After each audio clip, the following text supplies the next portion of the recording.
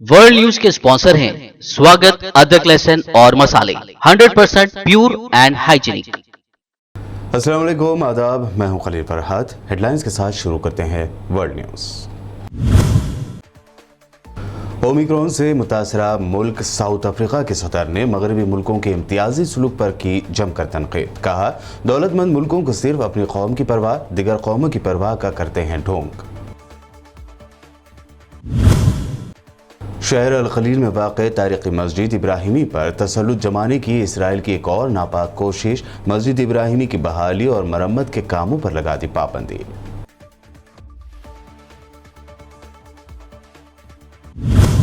Ukraine पर रूस के मुमकिन हमले के पेश नज़र अमेरिकी सदर जो बाइडन ने की रूसी सदर व्लादिमीर पुतिन से बात। यूक्रेन के साथ कशीदगी कम करने पर बाइडन का जोर। रूस ने यूक्रेन की सरहद पर तैनात कर दिए हज़ारों फौजी।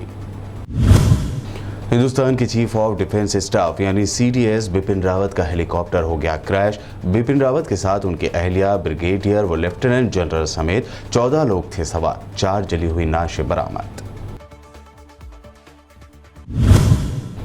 राज्यसभा से अपोजिशन के 12 MPs को सस्पेंड करने का मामला गहराता जा रहा है। राज्यसभा में आज फिर अपोजिशन का हंगामा। सस्पेंशन को बताया गैर आईनी। खड़गे ने सस्पेंशन वापस लेने का किया मुतालबा। और किसानों के जज्बे और कड़ी मेहनत से किए गए धरने और आंदोलन के आगे फिर झुक गई मोदी सरकार। किसानों पर लगे सभी केसेस वापस लेने की एक और मांग तस्लीम कर लेने की खबर। ये थी हेडलाइंस। बढ़ते हैं खबरों की तफसील की जानिब। साउथ अफ्रीका के सदर रामाफोसा ने कहा है कि दौलतमंद ममालिक सिर्फ अपनी कौमों के मफादात पर तवज्जो देते हैं और मौजूदा सख्त हालात में इन ममालिक का हकीकी चेहरा बेनकाब हो जाता है। रिपोर्ट के मुताबिक साउथ अफ्रीका के सदर रामाफोसा ने मगरबी मुल्कों के नस्ली इम्तियाज़ पर मुबनी इक़दाम पर कड़ी तनकीद करते हुए उन ममालिक से मुतालबा किया है कि वो वैक्सीन अपार्थाइड का खात्मा कर दें। उन्होंने कहा कि दौलतमंद मुल्कों ने मुल्कों के दरमियान सफ़र से मुताल्लिक़ हमारी तजावीज़ को नज़रअंदाज करके इस बात को साबित कर दिया है कि वो सिर्फ अपनी कौमों की परवाह करते हैं और उन्हें दिगर कौमों की कोई परवाह नहीं है। उन्होंने कहा कि मगरबी ममालिक को चाहिए कि सफरी और वैक्सीन अपार्थाइड ख़त्म कर दें। रामाफोसा ने कहा कि मगरबी मुल्कों के दावे महज एक झूठ है कि उन्हें गरीब और दिगर मुल्कों के अवाम की भी कोई परवाह है। वाज़ेह रहे कि कोरोना वैक्सीन की तकसीम को 1 साल पूरा हो जाने पर आलमी इदारे सेहत यानी WHO के सरबराह ने कहा है कि कोरोना वैक्सीन गरीब मुल्कों की दस्तरस से बाहर है। उन्होंने इस वैक्सीन की गैर मुनसिफाना तकसीम की कई मरतबा मजम्मत भी की है। मुत्तहिदा अरब अमारात ने अपने क़याम के 50वीं सालगिरह के मौके पर अपना पहला पॉलीमर बैंक नोट मुतारिफ करवाया है। इसकी मालियत 50 दिरहम है। 50 दिरहम जो करीब $13 से ज़ायद रकम होती है। उसके नए करेंसी नोट में सीधी तरफ मुत्तहिदा अरब अमारात के बानी शेख जायद बिन सुल्तान को यूनियन की दस्तावेज़ पर दस्तखत करते हुए दिखाया गया है और इसकी दूसरी तरफ अमारात के 7 बानी रहनुमाओं की तस्वीरें पेश की गई हैं। इस पुराने नोट में एक तरफ अरबी बारासिंगे की तमसील है और दूसरी तरफ अल ऐन में वाक़ पुराने अल जाहिल किले की तस्वीर भी है। नायब वज़ीर आज़म शेख मंसूर बिन जायद ने एक तकरीब में नए करेंसी नोट के इजरा का ऐलान किया है। पॉलीमर बैंक नोट रिवायती कपास के कागजी नोटों के मुकाबले में ज़्यादा पायदार होते हैं और 3 गुना ज़्यादा देर तक गर्दिश में रहते हैं। उन्हें मुकम्मल तौर पर रिसाइकल भी किया जा सकता है। इस तरह उनके माहौलियाती मुज़र असरात में कमी आएगी। इस करेंसी नोट में ब्रेल के डॉट निशानात भी हैं ताकि बसारत से महरूम अफराद आसानी से इसकी कीमत बता सकें।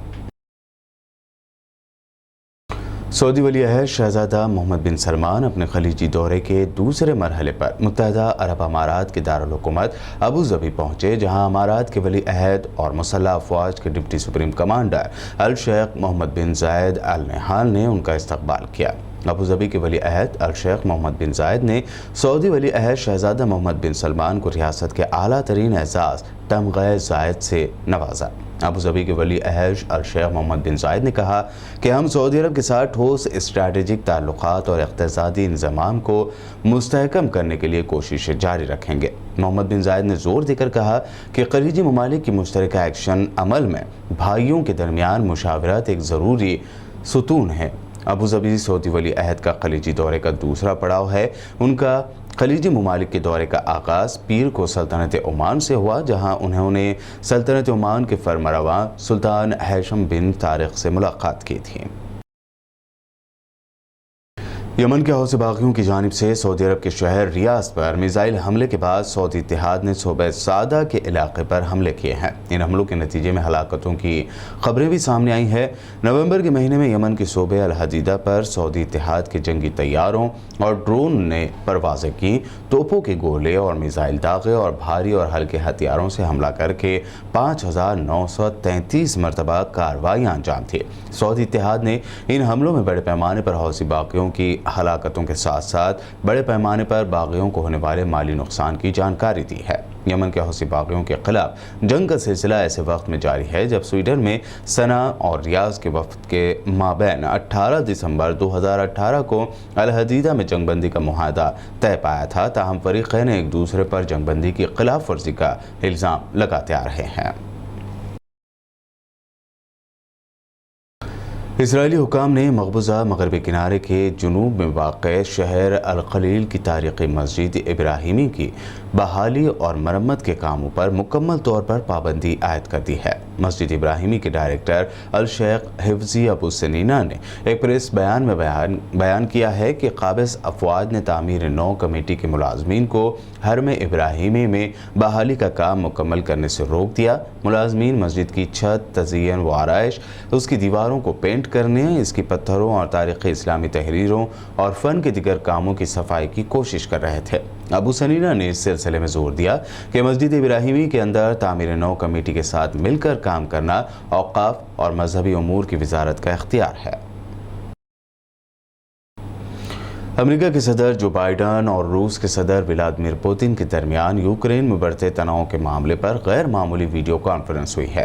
रूस के साथ यूक्रेन की मशरक़ी सरहद पर तनाव में इजाफा होता जा रहा है और यूक्रेन पर रूस के हमले के खदशात का इजहार किया जा रहा है। रूस ने हज़ारों सिपाहियों को सरहद पर पहुंचा दिया है, मगर उसका इसरार है कि उसका यूक्रेन पर हमले का कोई इरादा नहीं है।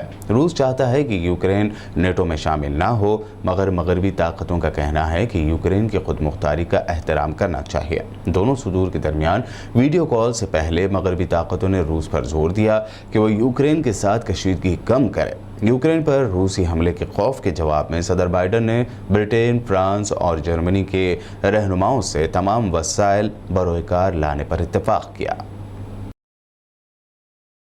इसराइली वेबसाइट ने इंकशाफ किया है कि वज़ीर दिफा यानी Israeli defence minister Benny Gantz और मोसाद के सरबरा डेविड बार्निया इस हफ्ते वाशिंगटन में सदर जो बाइडन की इंतज़ामिया के आला हुकाम के साथ मुलाकातों के दौरान अमेरिका पर ईरानी अहदाफ पर फौजी हमले के लिए दबाव डालेंगे या इससे मुताल्लिक़ एक प्लान तैयार करेंगे। इसराइली अखबार टाइम्स ऑफ इसराइल की रिपोर्ट के मुताबिक गेंट्स और बार्निया अपने अमरीकी मज़ाकरातकारों पर जोर देंगे कि वो वियना में तातुल का शिकार जोहरी मज़ाकरात को ईरान के बारे में मज़ीद फैसला कुन इक़दाम के तौर पर ले। वो इस मौके को अमेरिकियों पर दबाव के लिए इस्तेमाल करेंगे ताकि वाशिंगटन को तेहरान के खिलाफ प्लान बी पर अमल दरामद के लिए तैयार कर सके। तेहरान के खिलाफ सख्त पाबंदियों के मुतालबे के अलावा ये भी बताया गया है कि इसराइली अमेरिका से ईरान के खिलाफ फौजी कार्रवाई करने को कहेंगे। इसराइल के इब्रानी चैनल 12 की रिपोर्ट के मुताबिक किसी भी मुमकिन अमेरिकी हमले का हदफ ईरान में जोहरी तनसीबात नहीं बल्कि यमन में ईरानी अड्डे जैसे जगहें हो सकती हैं। अफ्रीकी मुल्क ब्रूंडी की एक जेल में खौफनाक आतिशज़दगी से 38 कैदी जलकर हलाक हो गए। गैर मुल्की मीडिया की रिपोर्ट के मुताबिक ब्रूंडी के सदर मुकाम वाक़े पर जेल के अंदर गए। रात के अंधेरे में आग भड़की और ऊंचे ऊंचे शोले उठने लगे। जेल हुकाम के मुताबिक 12 अफराद दम घुटने से हलाक हुए हैं, जबकि 26 अफराद जख्मों की ताब ना लाकर जान की बाजी हार गए। वर्ल्ड न्यूज़ में आगे देखेंगे अहम नेशनल न्यूज़। फिलहाल रुकते हैं एक छोटे से ब्रेक के लिए।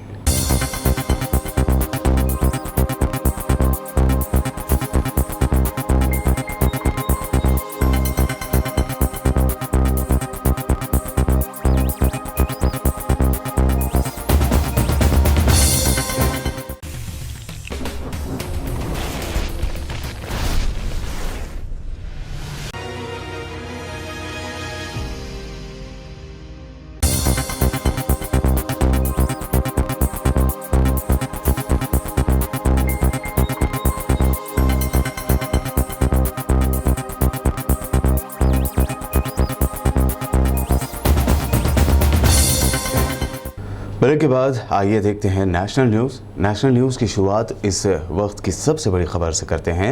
तमिलनाडु से खबर आ रही है कि कन्नूर में फौज का हेलीकॉप्टर हादसे का शिकार हो गया। बताया जा रहा है कि इस हेलीकॉप्टर में चीफ ऑफ डिफेंस स्टाफ यानी CDS बिपिन रावत, उनकी अहलिया समेत 14 लोग सवार थे।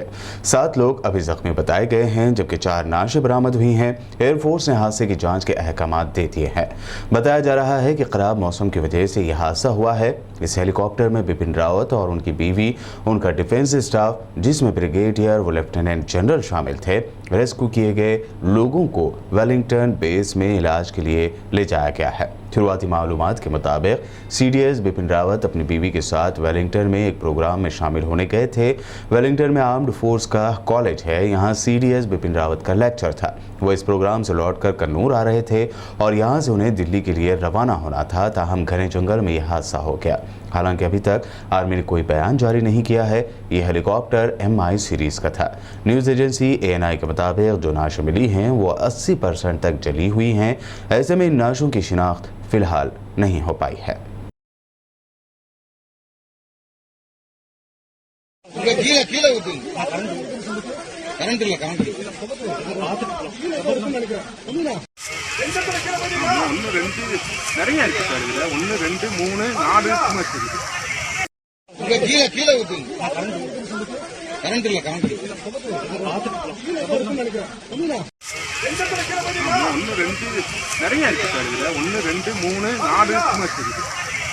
राज्यसभा के 12 अरकान पार्लियामेंट के सस्पेंशन के मुद्दे पर हंगामा बरकरार है। अपोजिशन ने 12 अपोजिशन MPs के सस्पेंड करने के अमल को गैर आइनी करार देते हुए उनका सस्पेंशन वापस लेने का मुतालबा किया। आज सुबह राज्यसभा की कार्रवाई अपोजिशन अरकान पार्लियामेंट के हंगामे की वजह से 12 बजे तक मुलतवी करनी पड़ी। जब 12 बजे ऐवान की कार्रवाई दोबारा शुरू हुई तो तेलुगु देशम को छोड़कर पूरे अपोजिशन में सस्पेंशन के फैसले का बायकॉट किया गया। राज्यसभा चेयरमैन वेंकैया नायडू ने जहां सस्पेंड MPs को माफ़ी मांगने को कहा है, तो वहीं इन अरकान पार्लियामेंट का कहना है कि वो माफ़ी नहीं मांगेंगे। उनका कहना है कि वो आवाम की आवाज़ बने हुए हैं और उनकी आवाज़ उठा रहे हैं। ऐसे में माफ़ी मांगने का सवाल ही पैदा नहीं होता। Sir, we are repeatedly requesting that our 12 members have been suspended from this house. They should be called back and suspension should be revoked. Sir, I have been repeatedly telling all this LOP, unconstitutional. I will prove it, sir. LOP, this is undemocratic. I will prove it. Disobeying the chair. Disobeying the chair is undemocratic. Sir, suspension. Disturbing the house is undemocratic. We are ready to and that has to be understood. No, you can't go on asking same every day. Every day you cannot have this. Every day you cannot have this. This is not the way. This is not the way. This is not the way. You are compounding the offence. You are compounding the offence. What is this? What is this? ये तो क्या हुआ? 10 दिन से सदन को नहीं चलने दे रहे आप लोग। 10 दिन से आपने सदन को चलने नहीं दे रहे, बाकी लोगों को बोलने के लिए मौका नहीं दे रहे। This is not the way. You can't force. किसानों के जज्बे और कड़ी मेहनत से किए गए धरने और आंदोलन के आगे मोदी सरकार झुक गई है। तीनों ज़रूरी क़वानीन वापस लेने के बाद अब मोदी सरकार ने किसानों की एक और मांग तस्लीम कर लेने की खबर सामने आ रही है। NDTV ने ज़राए के हवाले से खबर दी है कि मोदी सरकार ने किसानों के आंदोलन को ख़त्म कराने के लिए अब उनके पास नई तजवीज़ भेजी है। ज़राए के मुताबिक हुकूमत ने किसान मोर्चे के 5 रुकनी पैनल को भेजी गई नई तजवीज़ में किसानों के खिलाफ दर्ज सभी केसेस फौरी ख़त्म करने का यकीन दिलाया है। इससे पहले कल भी हुकूमत ने किसानों को तजवीज़ दी थी। इससे पहले किसान लीडर राकेश टिकैत ने कहा था कि मोदी सरकार सभी किसानों पर लगे केसेस वापस लेगी, तभी आंदोलन को ख़त्म किया जाएगा। कांग्रेस सदर सोनिया गांधी ने वज़ीर आज़म नरेंद्र मोदी को किसान आंदोलन और किसानों की मौत पर जमकर तनकीद का निशाना बनाया। सोनिया गांधी ने ये तनकीदें और बातें कांग्रेस की पार्लिमानी ग्रुप की मीटिंग में कही। उन्होंने कहा कि जिन 700 किसानों ने अपनी जान गंवाई है उनके तय मरकज़ की मोदी सरकार को एहतराम करना चाहिए। किसानों और आम लोगों के जो भी मुद्दे हैं उनके तय मोदी सरकार हसास रहे। कांग्रेस सदर सोनिया गांधी ने मरकजी हुकूमत को बढ़ती कीमतों पर भी घेरा। उन्होंने कहा कि जिस तरह कीमतें बढ़ रही हैं, आम आदमी के लिए जीना मुश्किल हो गया है। सोनिया गांधी यही नहीं रुकी, उन्होंने ये भी कहा कि मरकज की मोदी सरकार हिंदुस्तान की जायदादें बेच रही है। उत्तर प्रदेश के असेंबली इलेक्शन के लिए कांग्रेस पार्टी खवातीन के लिए अलग से मैनिफेस्टो लाई है। पार्टी लीडर प्रियंका गांधी वाड्रा ने इस मैनिफेस्टो को जारी करते हुए बताया कि सियासी और समाजी तौर से खवातीन की हिस्सेदारी को बढ़ाना है। काबिल जिक्र है कि मुल्क की सियासत में ऐसा पहली मरतबा हुआ है कि खवातीन के लिए अलग से मैनिफेस्टो जारी किया गया। प्रियंका ने उम्मीद जाहिर की कि दीगर पार्टियां भी इसकी तकलीद करते हुए खवातीन के लिए आगे ऐसी पहल करेंगी। प्रियंका गांधी ने कहा कि खवातीन को 40% रिजर्वेशन दिया है, इसको आगे बढ़ाकर 50% तक ले जाना है। कांग्रेस पार्टी ने देश को पहली महिला प्रधानमंत्री दी। उत्तर प्रदेश में सुचेता कृपलानी जी यहाँ की पहली महिला मुख्यमंत्री भी रही, वह भी कांग्रेस पार्टी की थी। हमारे देश में महिला प्रधानमंत्री तब बनी जब दूसरे विदेश में और पूरे दुनिया भर में बहुत कम महिलाओं की राजनीति में उस स्तर पर भागीदारी होती थी। आज जाकर अमेरिका में एक महिला वाइस प्रेसिडेंट पहली बार बनी है कुछ सालों पहले, और हमारे देश में एक महिला प्रधानमंत्री बहुत समय पहले बनी थी। ये कांग्रेस पार्टी की सोच थी। इसी सोच को आगे लेते हुए, आगे बढ़ाते हुए हमने ये एक महिला घोषणा पत्र बनाया है, जिसमें हम ये कहना चाहते हैं कि हम महिलाओं को सचमुच सशक्त बनाना चाहते हैं। महिलाओं को सचमुच सशक्त बनाने के लिए हमें एक ऐसा वातावरण बनाना पड़ेगा जहाँ पे महिलाओं की अभिव्यक्ति बंधनों को तोड़ सके, जो एकदम महिलाओं को अपना पूरा फ्रीडम ऑफ चॉइस मिले, अपनी पूरी भागीदारी मिले राजनीति में, समाज में इस तरह की भागीदारी मिले जिससे उनका अत्याचार बंद हो, उनका शोषण बंद हो। जहाँ जहाँ मैं जाती हूँ, खास तौर से उत्तर प्रदेश में मैंने देखा है कि बहुत शोषण होता है महिलाओं का, और वे लड़ रही हैं। ये बात नहीं है, ये महिलाओं की लड़ने की बात ये पहली बार हम नहीं कर रहे हैं, ये आपसे ही उभरी है। और यहाँ पे जो हमने 2 सालों से जो काम मैंने यहाँ किया, और मैंने देखा कि जहाँ जहाँ मैं गई वहाँ पे महिलाएं अपने हकों के लिए लड़ रही हैं। खास तौर से जो नौजवान महिला है वो सहना नहीं चाहती है, वो सहने में कोई उसके का ग्लोरिफिकेशन नहीं होना चाहिए। वह अपने हक के लिए आज लड़ने को तैयार है और लड़ेगी। समाजवादी पार्टी सरबराह अखिलेश यादव ने वजीर आजम नरेंद्र मोदी के लाल टोपी वाले बयान पर जवाब दिया। अखिलेश यादव ने कहा कि वजीर आजम नरेंद्र मोदी भाषा यानी अपनी ज़ुबान व लैंग्वेज बिगाड़ रहे हैं, क्योंकि उन्होंने अपने वादे पूरे नहीं किए, इसलिए उन्हें अपनी ज़बान बदलनी पड़ रही है। अखिलेश यादव ने कहा कि ये लाल रंग जज्बात का रंग है, लाल रंग इनकलाब की अलामत है, लाल रंग तब्दीली की अलामत है। वो जानते हैं कि इस बार यूपी में तब्दीली होने जा रही है। पीएमओ के ऑफिशियल ट्विटर हैंडल से पीएम मोदी का लाल टोपी वाला बयान शेयर करने पर अखिलेश यादव ने कहा कि हुकूमत का क्या लेवल है, ये पॉलिटिकल लैंग्वेज हो सकती है, सरकार की नहीं। सरकारी अकाउंट से इन बातों को कहा जाए तो उसे क्या कहें, तो सरकार और बीजेपी एक जैसे कैसे हो सकते हैं। एनसीपी लीडर और महाराष्ट्र के मिनिस्टर नवाब मलिक ने कहा है कि साल 2024 के लोकसभा इलेक्शन में बीजेपी को हराने के लिए कांग्रेस समेत अपोजिशन पार्टियों का एक अलायंस बनाने की पूरी कोशिश की जाएगी। एनसीपी की वर्किंग कमेटी के मीटिंग के बाद पार्टी के तर्जुमान और मिनिस्टर नवाब मलिक ने कहा कि लोग बीजेपी की हुकूमत से बदजन हो गए हैं और 2024 में तब्दीली चाहते हैं। उन्होंने कहा कि हम बीजेपी को ऑप्शन बनाने के लिए कांग्रेस समेत सभी गैर भाजपाई पार्टियों को मुत्तहद करने की हर मुमकिन कोशिश करेंगे। नवाब मलिक के मुताबिक एनसीपी चीफ शरद पवार सभी अपोजिशन पार्टियों को साथ लाने पर जोर दे रहे हैं। यूपीए में सभी पार्टियां नहीं हैं, जो पार्टियां यूपीए में नहीं हैं उनके पास यूपीए से ज्यादा एमपीज हैं। अगर उन लोगों को साथ नहीं लाया जाता है तो बीजेपी का मुतबादिल बनाना मुश्किल होगा। आखिर में हेडलाइंस पर एक और नजर। ओमिक्रॉन से मुतासरा मुल्क साउथ अफ्रीका के सदर ने मगरबी मुल्कों के इम्तियाजी सलूक पर की जमकर तनकीद। कहा, दौलतमंद मुल्कों को सिर्फ अपनी कौम की परवाह, दिगर कौमों की परवाह का करते हैं ढोंग। शहर अल खलील में वाक़ तारीख़ी मस्जिद इब्राहिमी पर तसल्लुत जमाने की इसराइल की एक और नापाक कोशिश, मस्जिद इब्राहिमी की बहाली और मरम्मत के कामों पर लगा दी पाबंदी।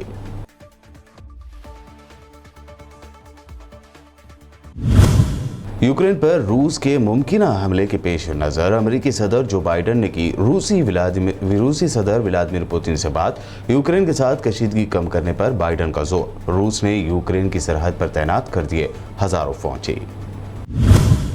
हिंदुस्तान के चीफ ऑफ डिफेंस स्टाफ यानी CDS बिपिन रावत का हेलीकॉप्टर हो गया क्रैश। बिपिन रावत के साथ उनकी अहलिया, ब्रिगेडियर व लेफ्टिनेंट जनरल समेत 14 लोग थे सवार। 4 जली हुई नाशें बरामद। राज्यसभा से अपोजिशन के 12 MPs को सस्पेंड करने का मामला गहराता जा रहा है। राज्यसभा में आज फिर अपोजिशन का हंगामा। सस्पेंशन को बताया गैर आईनी। खड़गे ने सस्पेंशन वापस लेने का किया मुतालबा। और किसानों के जज्बे और कड़ी मेहनत से किए गए धरने और आंदोलन के आगे फिर झुक गई मोदी सरकार। किसानों पर लगे सभी केसेस वापस लेने की एक और मांग तस्लीम कर लेने की खबर। वर्ल्ड न्यूज़ में अभी आपने देखी अहम नेशनल और इंटरनेशनल न्यूज़। मज़ीद दिलचस्प खबरें और दिलचस्प प्रोग्राम्स के लिए बने रहिए हमारे साथ और देखते रहिए BBN चैनल।